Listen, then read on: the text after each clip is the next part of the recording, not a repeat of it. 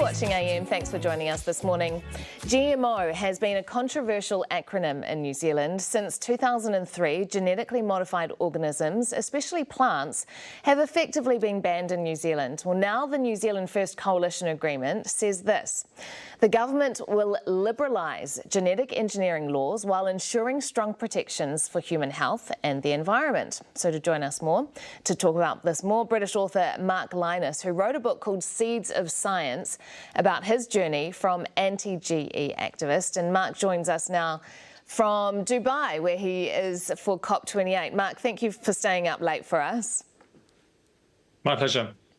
Can you just explain, well, let's take it right back to the beginning. Genetic engineering, GMOs, what are we talking about here in layman's terms? So GMO stands for genetically modified organism. In lay people's terms, it's basically when a plant or an animal is transgenic. So there's a genetic sequence from an unrelated species, which is sort of pasted by scientists into the genome in a laboratory. And this has been fairly broadly used now in world agriculture since about the 1990s. It's used in many of the main commodity crops: maize, soybeans, things like that. Cotton as well is a big use of GMO. And it's controversial, and it was something which I opposed because back in the beginning when it was first developed, we didn't know whether it was going to have impacts on human health. We didn't know whether it's safe for the environment. And, you know, as any new technology, it needed to have more investigations done. You know, I think we can now say, like, quarter of a century later, that maintaining a ban on GMOs is nonsensical, and certainly there's no scientific evidence of any harm to health. And in fact, most of the impacts which have been around the world have been beneficial, both to the environment and more broadly. Right. Okay. So I guess one of the concerns that remains among people, though, is that agricultural companies own the tech behind gene editing. They fund a lot of the research. Potentially, could you lose control over the produce that you grow? Is that still a valid concern? I'm not sure that's any different from any other form of agriculture, though. I mean, where's your fertilizer come from? Where do your seeds come from? I mean, where do any of the other imports come from? They all come from commercial companies. If you want this to be provided in the public sector, that's fine. I mean, many of the original GMOs are off patent now anyway, so they can be freely available. And a lot of it's also been developed in the public sector.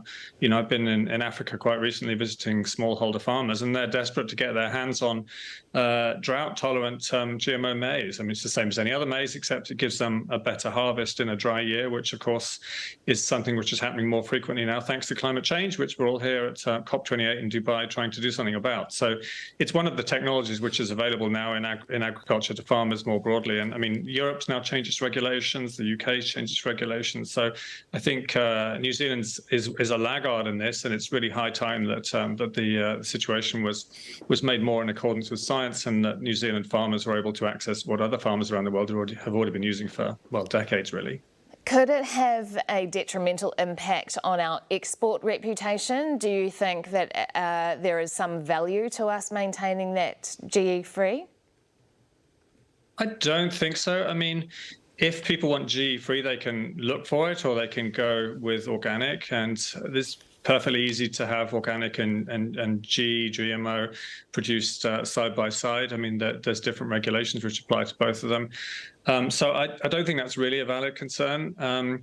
It's, you know, you've got to look at the different traits which are becoming available here, and also look at the impacts. I mean, what we want to see is environmental benefits. We want to see reductions in pesticides, improvements in yields, reductions in the use of other inputs like fertilizers and so on. I mean, that's what we need for the environment, and that's what we need to reduce costs for farmers. And with GE technology, a lot of these things can be delivered.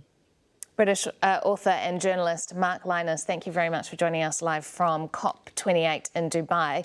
So what would a change in legislation mean for scientists here? Professor of Biological Sciences at the University of Auckland, Andy Allen, joins us from around that. Hey, Andy. Morning.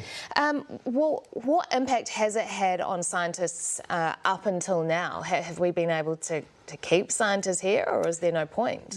There's been a bit of a blockage in people's careers. You know, we've produced a lot of concepts in the lab, some really good results. We publish well, but the inability to push it all the way through to our industries to attract attention and careers in the biological sciences. So it has affected us in that way. So anybody kind of really wanting to sink their teeth into biological sciences tends to head off overseas? A lot of our young kids and PhD students or whatever would do that anyway, but then they want to come home. Most of us do want to have an impact back in New Zealand, and some of these technologies, they're edgy. We understand that, and we've had a conversation about that all the way through for the last 25 years. We want to use them because I think we feel that the climate crisis is much more important to address than this dance around this technology that we've had for a long time now. Why do you say they're edgy? Because this is GE Free New Zealand say, it's all very well saying we can create grasses that are more climate friendly, but there's actually no evidence at the moment or yet that is actually the case. Well, yeah, my colleagues and other institutes have been running trials on some of these techniques overseas to prove that they actually have an effect. It'd be much better to do the experiments here so we could show what benefit in a controlled experiment. Scientists are good at that. They're good at measuring everything. We're not doing things that are going to endanger anybody. We just want to help with the current crisis that we have. Okay, well, there's still a lot of flesh on the bones still to come, obviously. All we've heard is this note in the coalition agreement about liberalising our GE laws. So yep. I'm sure we will speak with you again, Andy. Thank you very much. We appreciate your time. That's Professor at the University of Auckland, Andrew Allen.